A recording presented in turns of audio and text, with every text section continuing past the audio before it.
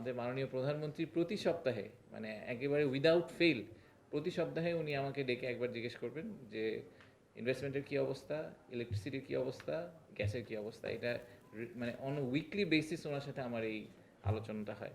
So দেশে কর্মসংস্থান সৃষ্টি করা এবং একই সাথে বিনিয়োগ যাতে আরও সহজ হয় আমাদের প্রাইভেট সেক্টরের জন্য সেই ব্যাপারে একটু চেষ্টা করা। তো আপনার অনেকগুলো পয়েন্টের ইস্যুর কথা বললেন, খুবই অনেক ধন্যবাদ ইস্যুগুলো উঠে নিয়ে আসার জন্য। গ্যাস, ইলেকট্রিসিটি, আমি দেখলাম সিকিউরিটি নিয়ে একটা ইস্যু আছে, আর হচ্ছে আমাদের যে যারা ওখানে কাজ করবেন শ্রমিকদের আবাসন নিয়ে একটা ইস্যুর কথা বলেছেন। তো আমার সহকর্মীরা জানেন যে আমি সপ্তাহের অ্যাটলিস্ট গত 3 মাস তো ডেফিনেটলি আমি সপ্তাহের অর্ধেক সময় প্রায় ওই জ্বালানি এবং বিদ্যুৎ মন্ত্রণালয়ে কাটাই, কারণ ইটস অ্যান্ড থ্যাংক ইউ। আমি আসলে আমার ওখানকার যে মন্ত্রী এবং প্রতিমন্ত্রী আছে ওনাদেরকেও ধন্যবাদ জানাই, ওনারাও আমাকে ওই স্পেসটা দেন। আমরা সবাই মিলে একসাথে এই সমস্যাটা সমাধান করার চেষ্টা করছি এবং ইনফ্যাক্ট আমাদের মাননীয় প্রধানমন্ত্রী প্রতি সপ্তাহে মানে একেবারে উইদাউট ফেল প্রতি সপ্তাহে উনি আমাকে ডেকে একবার জিজ্ঞেস করবেন যে ইনভেস্টমেন্টের কী অবস্থা, ইলেকট্রিসিটির কী অবস্থা, গ্যাসের কী অবস্থা। এটা মানে অন উইকলি বেসিস ওনার সাথে আমার এই আলোচনাটা হয়। সো আমরা আসলেই চেষ্টা করছি যে গ্যাস এবং ইলেকট্রিসিটির প্রবলেমটাকে সলভ করা যায় কিনা।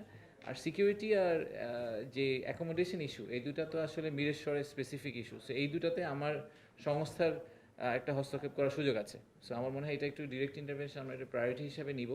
আমরা চেষ্টা করব যে আপনাদের যে সাজেশনগুলো আছে এই দুটো আমরা একটু আসলে শক্তভাবে দেখি যে আমরা কথা বলে আপনাদেরকে ওই ট্র্যাকেই আমরা কিছু করতে পারি কিনা। আমরা একেবারে যতটুকু সম্ভব আমাদের পক্ষ থেকে সম্ভব আমরা সেটা করার চেষ্টা করব।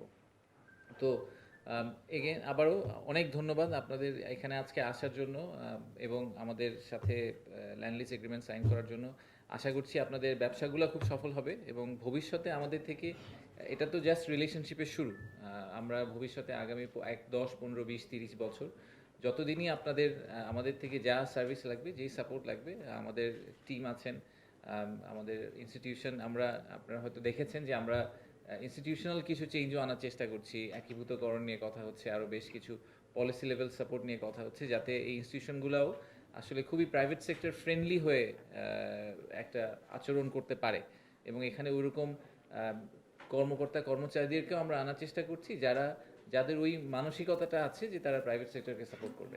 তো আশা করছি যে ভবিষ্যতে কোয়ালিটি আরও ইমপ্রুভ করবে এবং আপনাদের কাছ থেকে আমরা শিখবো, আপনাদের এক্সপিরিয়েন্স থেকে আমরা শিখে আমরা আরও একটু ভালোভাবে দেশকে এগিয়ে নিয়ে যাওয়ার চেষ্টা করব।